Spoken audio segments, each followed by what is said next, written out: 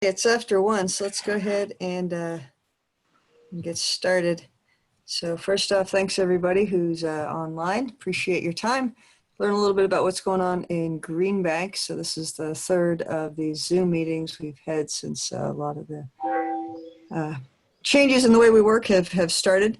So we're going to start off with this briefly. I'm just going to give a quick update on Green Bank operations and where we're at with that.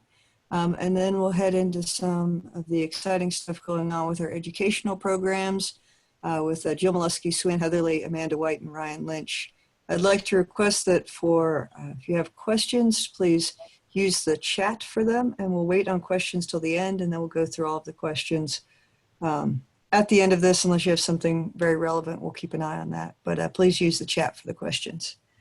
So with that, just to give you a quick feel for a quick update on Green Bank Observatory. So within the state of West Virginia, restrictions that were implemented due to the COVID pandemic continue to lift. There are still limitations in place, particularly affecting large gatherings and of course affecting how things are gathered together on the site with everything. So we also have the number of positive cases within the state remains steady at around 2%, and this is with a continued increase testing in the state. So that's been good. If the number of positive cases takes a jump, then the state will begin to go back into shutting down things. And quite importantly for all of us within Green Bank, Pocahontas County, which is the county within which Green Bank Observatory exists, has had no new cases in quite a while. So we're so far, the restrictions in place seem to be very effective and taking care of things for us, which is great. What that's allowed for then is for us to continue to try to expand the operations that we do under the COVID-19 pandemic and trying to keep everybody safe. So the GBT has been in 24-hour day, 7-day operation continuously. COVID has not caused any shutdown in the GBT's operations. However, we have had a lot of restrictions on our ability for staff to come in on site and get a lot of the standard work done on site. So we have now started what we're calling a return to full operations status. We're in phase 1 of that, which is a gradual ramping up of operations. This doesn't mean business as usual, business the way it was 6 months ago. What this means is that work that can be done at home is still done at home. So that's the majority of the scientific staff, a lot of our software engineers, and then a mixture of the other divisions are still working from home and will continue to do so for a very long time. However, we now have the ability in place to bring staff on site. I'd like to ask, if you're not on talking, if you please mute yourself too. So we can bring staff on site. We have a system in place now with daily health checks. So you have to be registered to come on site. You have to have an individual work plan that is fully approved, and that's working out well. And so the individual work plans are all approved. You can come on site, you go through a daily health check. At that point, you're able to pick up any additional personal protective equipment you might need. All masks, everybody on site is of course required to use masks. And we've got an increase in a lot of the other personal protective equipment, things like that. We've also reallocated quite a few of our staff over into janitorial duties to continue to wipe down and disinfect the site to ensure that the staff that are in are able to be as safe as possible. So we're slowly pulling back to full operations. We're certainly not there yet. You'll hear a lot about our education and public outreach programs and where we are later on with the rest of this. And that's certainly the biggest area that's been impacted by the COVID pandemic. So with that, though, I would like to say there's lots of great news still going on. We have been busy even within our telework status. Excitingly for us, we've had a lot of new hires. So these are 6 of our most recent hires on staff. Will Armstrong, who moved from postdoc over to a full staff scientist at the beginning of all this. We have a new safety officer who came in at a very challenging time, and she's been doing a fantastic job, Emma Yoakum. We also have a new software engineer, Matthew Harrison, who started just a couple weeks ago. And a new electronics engineer on the digital side, Layla Marshall, who just started at the beginning of this week. And then we have 2 more hires coming up. We've got Bryn Gregory, who's going to be joining the data analyst crew later on this month, and Jesse Bublitz, our new postdoc, taking over the position that Will vacated, will be starting at the end of the summer. We have a few more positions we're working on right now, but we're excited that at least we're able to continue moving forward on this. It's a bit of a funny time to join the Green Bank staff. A lot of these folks haven't gotten to meet anybody yet, except over Zoom, but we're excited to have them on board and the fact that we'll be continuing to do that. Of course, we've also got our summer students on board, and Ryan will be talking to you about who they are and the work that those guys will be doing as well this summer. So that's really all I wanted to say on this, just to give that brief update on here. We did have one question I will get to really quick. And the question was asked, broadband internet and radio astronomy. I'm not sure what that question is, so perhaps the person that asked it, if you could give in the chat room a bit more details about what you're interested in, we can bring that up later on in the questions. But with that, I would like to hand this on over to Jill Molesky, who's now going to talk a bit about some of our education programs. Okay, hey everybody. I'm actually going to be showing you a presentation on how you can access all of our great digital resources, social media, things you might not realize that are on the website. Can everyone hear me okay? Can everyone hear me okay? Okay, great. Yes. Okay, yes. and then, Yep. Thank you. I'm assuming you can see my screen as well. I'm just going to get it into presentation mode here. So my name is Jill Molesky, and I manage the social media and communications for the Green Bank Observatory. So sometimes I am the one on the other side of your email or your communications requests. There we go. Okay. So real quick, hopefully you'll have been to our website recently. Here's a nice screenshot of it. Again, I'm going to walk you through some resources that you may not realize are here. And yeah, so when you scroll down our website, you'll always see our news and information, the latest breaking news, our COVID-19 operations updates, our newest press releases, our newest newsletters, things like our digital downloads. You can find all that information on our homepage simply by visiting the homepage and scrolling down.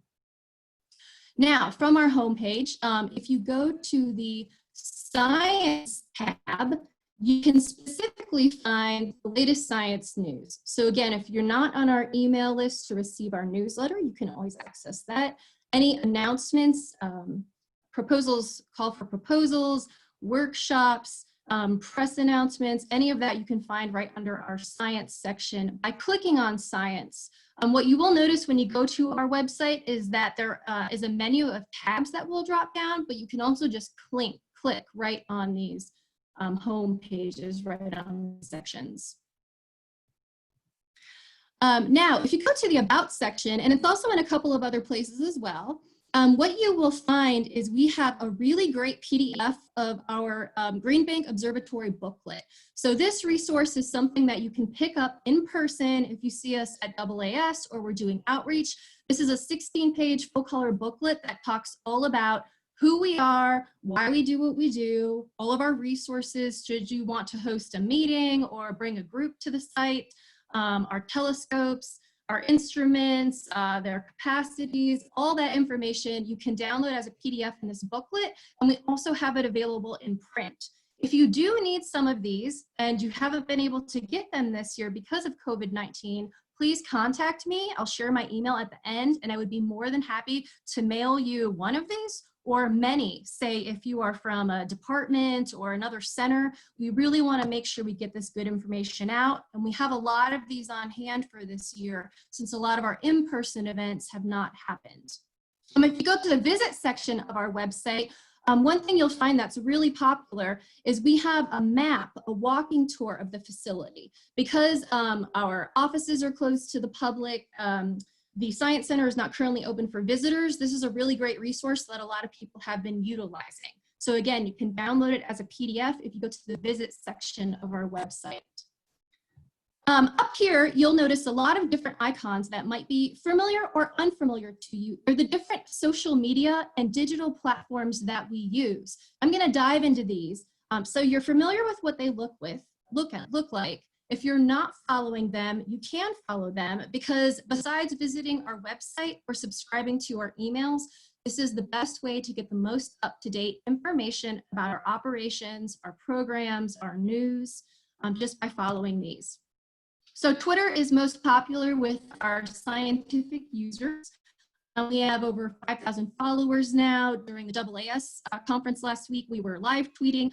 So this is where we share a lot of information. Besides reposting information from other peers that we follow in the field, sharing our own news, we also have the live feed from the GBT. So if you are an observer, if you are using the instrument, this is where you can see your observations actually being made, and you can access the schedule. Our Facebook page is more popular with those who have a general interest in the observatory, friends, family, visitors. We do share a lot of news here. We share our events. We've been sharing a lot of our live videos on the education side. So again, you can follow our Facebook page if that's a social media platform that you use most frequently. We do also have an Instagram page, which has a slightly smaller following, but we do share a lot of beautiful photos, interesting news announcements, all sorts of resources there. Flickr, if you're not aware that we have a Green Bank Flickr account and you're a user, you are an educator, you're a student, you're missing out. So again, at the top of our homepage, you would have seen this little 2 dots for the Flickr icon. Go to that and then go to albums, and you can find hundreds of photos that you can use with credit information there for each photo. If you're doing presentations, if you're talking about your work on the GBT, if you're a student doing research, again, check out Flickr. We have a lot of great resources there. We do have a YouTube channel. We do have a wide variety of educational presentations, story times, past workshops, and all of these community updates that we've been making. All of those videos are there on our YouTube channel. So do go there if you want to share them with a colleague or watch them again later. So again, you can follow these accounts, that you can find them all from our homepage. You can simply look up Green Bank Observatory on any of the social media platforms. If you're very active on Twitter, go ahead and follow the Green Bank Observatory, Green Bank Telescope, and GBT hashtags. We follow them as well, so we're frequently retweeting. If you are a frequent social media user and you're sharing your story about your use of the instrument or your interest in its science, we keep an eye out for that as well.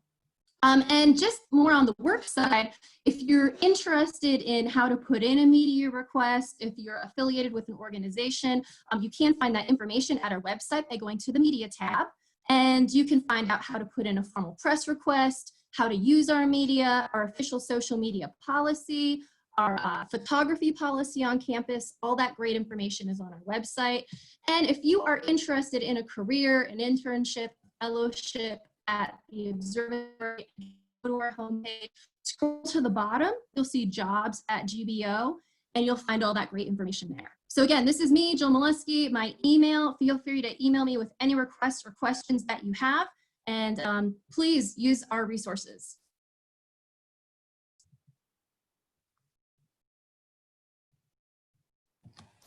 Okay, and with that, we'll hand this over to Sue-Ann and Amanda for the next part of the talks.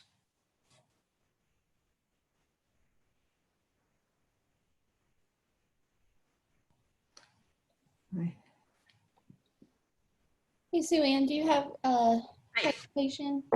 Yes, I do. Sorry, I just got lost in Windows, in all my little windows there. So hi, everybody. I'm Sue-Ann, and I'll pop my video on for a minute and say howdy. I'm the division head of education and public outreach at the Observatory, and Amanda is our manager in charge of our public outreach portion and our science center and all that stuff. And I do have a few slides for you today to tell you about the programs that we offer. So let's see if I can get that up and share and go here. Okay, so I hope you can see the screen.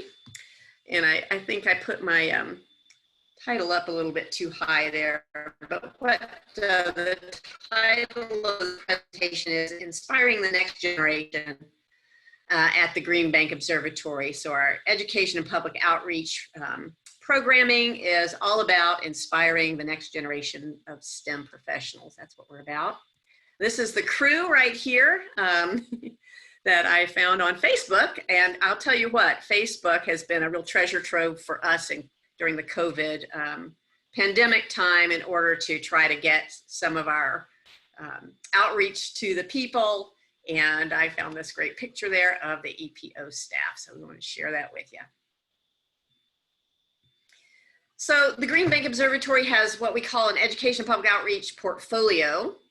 And this pyramid illustrates it for you. At the bottom of the pyramid, we have programs for families and the public. And those programs include public tours and special tours, events like star parties and our open house, and a regular occurring event called Family Science Lab that we do for families and small children. If you move up the pyramid, you see that our engagement with people increases, although the numbers of people that maybe we can impact at any one time goes down. But we move up to K-12 outreach, and we have several programs where we're trying to inspire elementary, middle, and high school students into pursuing STEM as a future career. Moving on up, we have more intense interaction with smaller groups of students with some camps that we run. One is called the Pulsar Search Collaboratory. We have the Governor's STEM Institute. We have Ping Camp as well. And these three camps are intensive residential experiences usually for students at the just rising high school level or in high school and undergraduate. And then at the very top of the pyramid, we have some programming for teachers and for undergraduate students as well. And I could have gone on up with some graduate student programs, but I don't really manage those much, so I didn't include those. And Ryan's going to talk to you more about research experience for undergraduates, our summer student program. But we have the program called the First Two Network, and we also collaborate on a program for teachers called Research Experience for Teachers. So we try to do something for everybody and try to inspire them with what goes on at the observatory and with science research in general, in hopes that they will leave our programming with a sense that they could be a scientist or engineer too.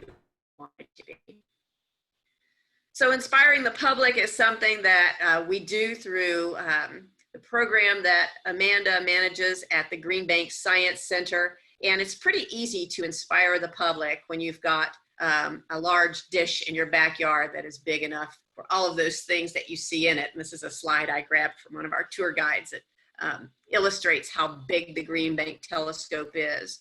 So our public tour program is something we're not running now, but hope to get back to at some point in time in the future. And this is where people find out about us. They come to the observatory, we give them a tour, and we inspire them with our exhibits and our programming at the Green Bank Science Center. And there's just a picture to show you how inspiring the GBT really is, because it's gigantic, and gigantic things are inspiring. So one of our other missions in life is to erase STEM fear in families, in parents, in elementary science teachers, in informal educators. We want them to engage with science activities and not be afraid to try things. And so we have two programs that we are a part of there. One are called Family Science Labs, and one of our educators develops these. They don't have to even be about astronomy. This one that you see the picture on here is about rock identification and minerals. And then Leap into Science is a program that we are involved with that is actually managed by and was invented by the Franklin Institute in Philadelphia to encourage informal educators, and particularly librarians, to offer programming for young children and their families that matches literacy books and STEM activities. And so they have themed activities. We are the West Virginia branch of Leap into Science. So we go out to the libraries and train librarians in how to erase STEM fear with the constituents that they serve. Additionally, we have a program where we leverage wonderful undergraduate science and engineering majors all across the state. We invite them to join an ambassador program we call Science Public Outreach Team. And we bring them into the observatory and they select an area, a presentation, a content focus that they want to dive into. They learn an interactive presentation and hands-on activities associated with that. And then they are available for teachers to request to come into their classroom and deliver these hands-on activities and presentations. And we have several presentations that are devoted to radio astronomy, but we also have presentations devoted to water science and climate change and the sun and just all sorts of different topics. So this is a program that we operate out of the Green Bank Observatory using the power of undergraduate students who are wonderful role models in STEM for younger students in West Virginia who might not think that they could be a scientist in the state. But our real calling card, I guess, at the Green Bank Observatory is to provide early immersion into science research, STEM engineering research for children and for teachers. So we have data to back it up, and we firmly believe that engaging students in real, authentic research experiences as early as possible builds their STEM identity, builds their confidence in being a STEM student, and might really inspire them to go into a science or engineering or computer science field. So when we have programming on site, we use an old telescope called the 40-foot telescope. It's the dish you see on the left there. And we engage all manner of people in conducting research projects using this little telescope. The data they collect ends up on a piece of strip chart, and you can see that on the right. And they analyze this data with rulers and pencils and calculators and can tell us quite a bit about their little piece of the universe at the end of the experience. But now that we're in COVID land, we are doing this a little bit differently, and I'll explain that in a minute. But some of these on-site programs that we run are programs for 14-year-olds. They are rising high school freshmen, and we do two-week camps for this age group. One is West Virginia focused because we get the funding from West Virginia. The other one is national in focus, and we fund that within the operating budget of the Green Bank Observatory. And its focus is also on students, minority, underrepresented students, and it's called PING, Physics Inspiring the Next Generation. We find that this is an excellent age group to work with. They haven't started high school yet, but they are interested in STEM, and this experience that they get from our data has been life-changing for many, many students because the 2 weeks is geared for their success. They go through the whole research process from collecting data, trying to figure out what it means, collecting more data, and presenting the analysis of that data at the end of the 2 weeks, in addition to doing fun stuff like riding bikes and so forth. So this is a signature program for us that we've been running for a really long time, and love to give you more information about it if this is something you're interested in pursuing at your home institution. But now and otherwise too, we have a telescope called the 20-meter telescope, and it's available for use by students, including undergraduate students, through a very reasonable cost per second rate to use a radio telescope robotically and collect your own data that way. We started this program with Skynet Junior Scholars, which is a program that also employs optical telescopes. That program is for our youngsters, but anybody with a desire to use the 20-meter radio telescope can contact us about that.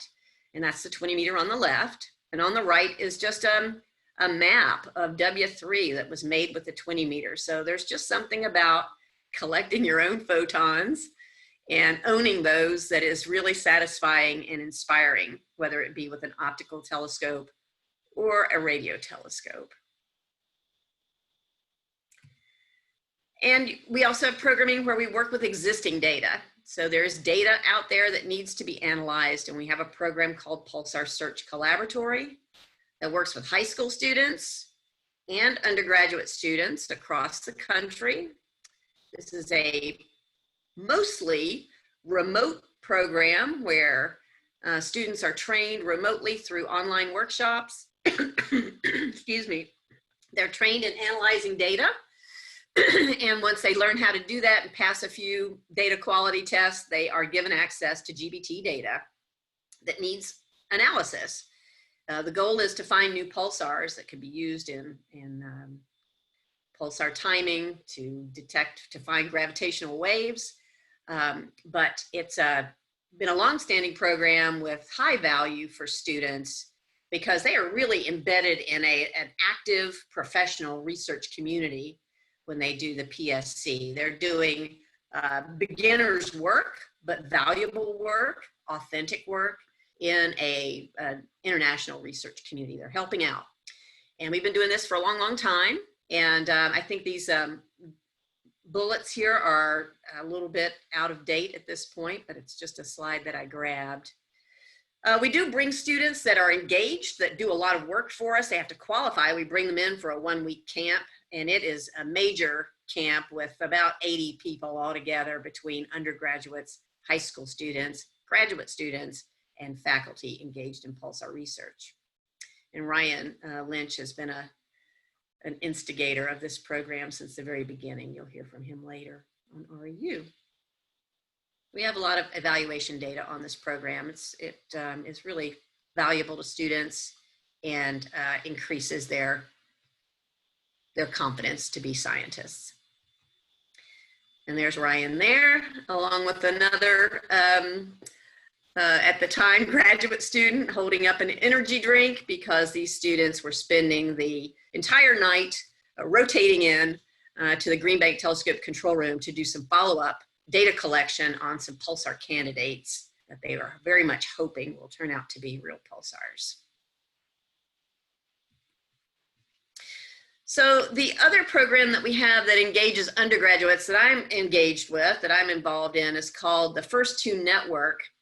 And this is a National Science Foundation funded program through the Includes initiative, which is one of NSF's big ideas to really move the needle on broadening participation in the STEM workforce so that the STEM workforce looks like our population across the nation and is not dominated by white males, essentially. And so we're part of that, and our program is focused on first-generation college students because it's well known that college students that want to be STEM people find it really difficult to navigate the first 2 years of their college experience, and it's even worse for first-generation students. And in West Virginia, we have a high population of students that are first-gen. They're the first in their family to go to college or to finish college, to get a college degree. And so that's our focus. And through that program, we provide early research experiences. We provide on-campus STEM research experiences across West Virginia and a lot of support. And we bring students in to really tell us what the problems are that they're facing as a STEM major in college. So it's a big, huge program with tons of stakeholders. And we are one of those stakeholders in this program and hope to really improve, double the graduation rate of STEM majors in our state and then disseminate how to do that to other states as well.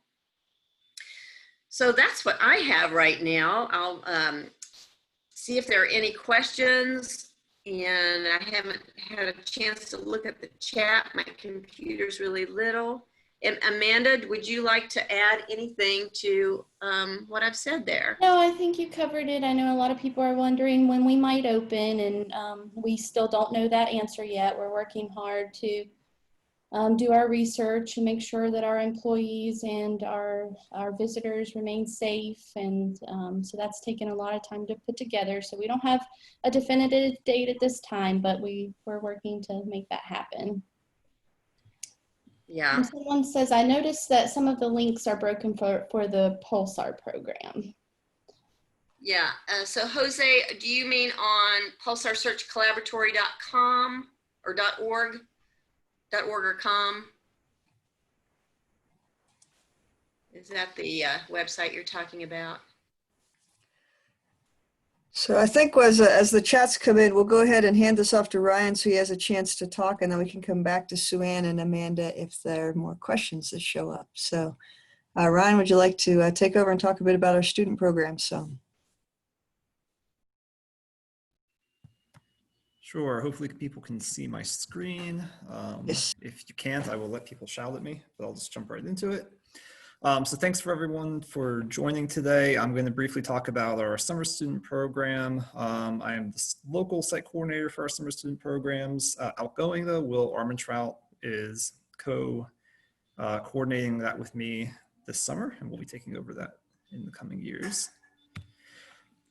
So I just wanted to briefly go over what our different programs are.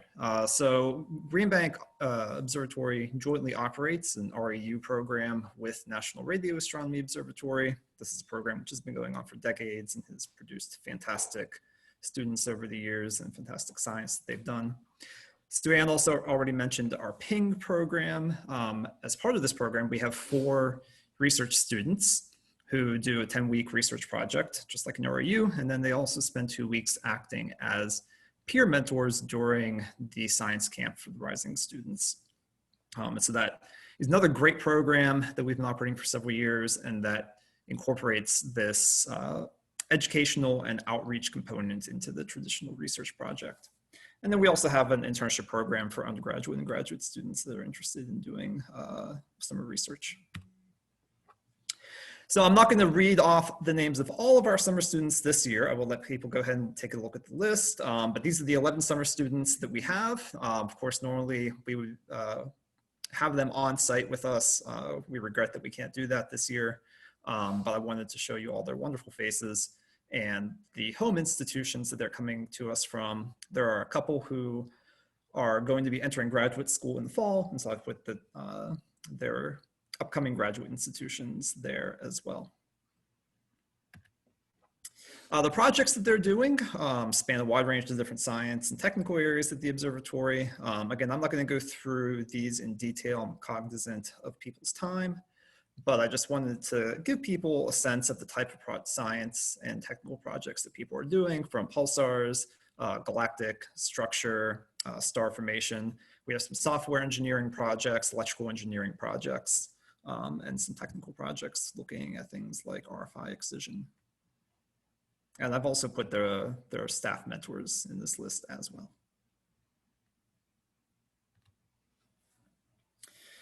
So normally we hold a 1-week workshop for all of the Green Bank and NRAO summer students across all of the different programs that both observatories offer during the first week of June. And during that workshop, we typically have a variety of in-class lectures as well as hands-on observing projects using the 40-foot telescope that Sue Ann highlighted and our 20-meter telescope. We have some career building sessions, just fun activities for the students to do to build a cohort and a sense of community among them, as well as having students give presentations to our staff based upon their observing projects. Obviously this year, that was not possible, regrettably, but we did do a fully remote workshop on Zoom that was incredibly successful. I would actually say that it went a lot smoother than I was actually expecting, just from a technical perspective, and everyone was very well engaged. And so I'm happy that that, I think, was still a great success. We opened it to all of the GBO and NRAO summer students, as well as 17 what we call friends of the program from the National Astronomy Consortium. Several of those students obviously are part of the NRAO summer student program, but there are students at other sites as well. as well as some other programs and students that are working with collaborators that we know. And so we had great participation in that. We still had lectures given by Green Bank and NRAO staff on the fundamentals of radio astronomy and the history and future direction of radio astronomy. We still had our career panel discussion. This year, instead of getting to climb up the GBT, which is always a highlight, we did virtual tours of GBO, VLA, and ALMA. We held a remote observing demonstration with GBT, where we observed some bright spectral line sources and pulsars. And students were still able to remotely do group observing projects with the 20-meter telescope. And so they actually worked remotely with each other in small groups, doing a variety of different observing projects, and they presented those to staff across the observatories at the end of the week. These are just a couple screenshots to show you the variety of people that we had. This is not everyone, but these are, Zoom only lets you show so many people on any given screen. But like I said, we had fantastic participation and also really good engagement. We were able to field a number of questions from students. Obviously, nothing beats an in-person, face-to-face get-together, but I think that this was still a pretty good substitute given the circumstances. And so I just want to give a shout out and a thank you to everyone who was involved and made that a success. So plans for our summer students this summer, everyone will be working remotely in keeping with the modified operating status at the observatory. And that work is already well underway. So we held our workshop actually the very last week of May. And so students are basically now completing their second week of really diving into their research projects. They're working remotely by connecting to computers on our networks. In some cases, we provided laptops for them when that's been necessary. People are doing frequent check-ins with their mentors via whatever messaging and video chat services people prefer to use. We are still holding a weekly lecture series for all GBO and NRAO students that we would do normally, where someone usually is at one of the observatory's sites and broadcasts to all the others. This year it's being done, again, over Zoom, like everything else these days. But that's still ongoing and it is going well. And students are still integrated into the community at Green Bank, both professionally and socially. So we still have science lunches that they tune into, group working sessions, coffee breaks, where people can just get together online and chat a little bit, game nights that we've been doing. And so we hope that everyone is still going to have a really great summer. As Sue-Ann mentioned, we've had to modify our summer camps, including the Ping Camp is not going to be held this year, but we're still hoping to hold some of our camps remotely, and so there are still going to be mentoring opportunities available for our students. And we are still hopeful that at some point in the not too distant future, we will get to meet our wonderful students face-to-face, hopefully at the upcoming AAS meeting or some other kind of future get-together when that is feasible again. And so that's all I wanted to say. Thank you for tuning in today and for your attention. And I will stop sharing my screen and see if there's any other questions.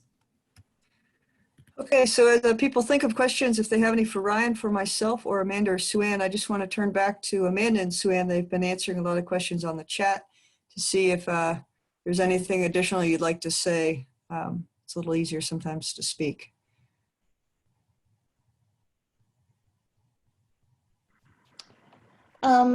I put an email address in the chat. All of the resources that Jill covered are great for learning about a lot of these programs. But if you want to actually schedule something or you have more questions that are not covered on our website, feel free to hit us up at that email address. It goes to our entire EPO team and we can get it directed to the right person.